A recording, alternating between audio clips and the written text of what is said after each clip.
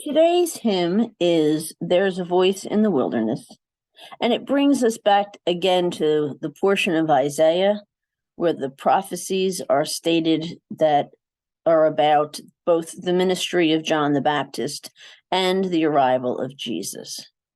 And now there are elements of this particular story that we've already taken some time to contemplate as they've appeared in some other hymns.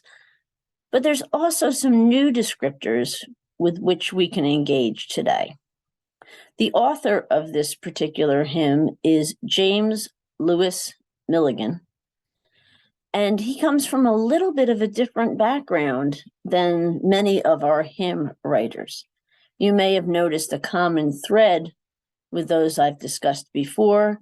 Usually they are the child of a Anglican priest or a pastor of some type.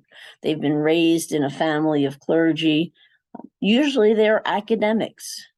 They're trained and educated in being writers, poets, creators. Milligan, on the other hand, was never an academic, nor was he raised in a family of clergy. He actually has some education in Anglican schools as a young child, but by the time he was 12, he had to leave school in order to work, and he found his first job in the building trades. But he did not give up on education just because he had to work. He continued to self-teach throughout his whole life, and he taught himself to be an amazing poet, to be a writer for newspapers, and then to be an editor, and then to become a publicity editor and a public relations representative for the churches within the area in which he lived in Canada. He also educated himself enough to become a Methodist minister. So this self-taught, self-educated, pulled himself up by his bootstraps kind of personality is very different than a lot of our hymn writers. And so keeping that in mind, let's go ahead and hear the words of our hymn and see if we can't find some different scriptures and analogies within that. There's a voice in the wilderness crying, a call from the ways untrod. Prepare in the desert a highway for our God. The valleys shall be exalted, the lofty hills brought low. Make straight all the crooked places where the Lord our God may go. O Zion, that bringest good tidings, get thee up to the heights and sing. Proclaim to a desolate people the coming of their King. Like the flowers of the field, they perish. Like grass, our works decay. The power and pomp of nations shall pass like a dream away. But the word of God endureth. The arm of the Lord is strong. He stands in the midst of nations, and he will right all wrong.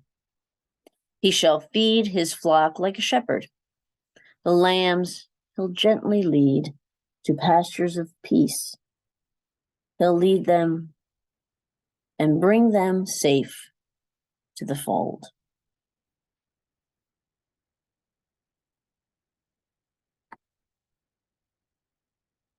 And you'll notice that that last verse describes the scene of Jesus as a shepherd, which is very reflective of the 23rd Psalm. The Lord is my shepherd, I shall not want. He maketh me to lie down in green pastures. He leadeth me beside still water. He restoreth my soul. That's one of those ones that most of us just kind of have committed to memory after all these years. And so when you contemplate those pastures of peace, what kind of feelings come up in you?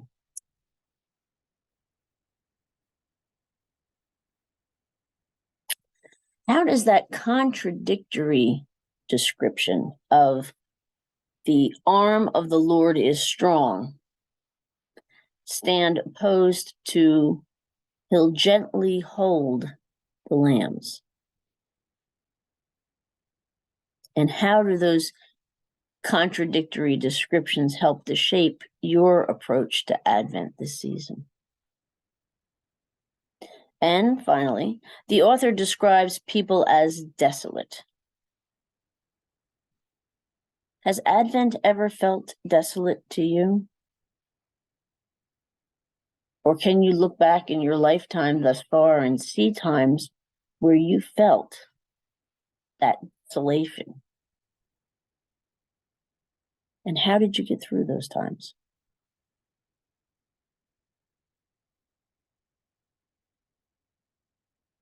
So once again, this concludes our time together today. I want to thank you again for coming, and take care. God bless.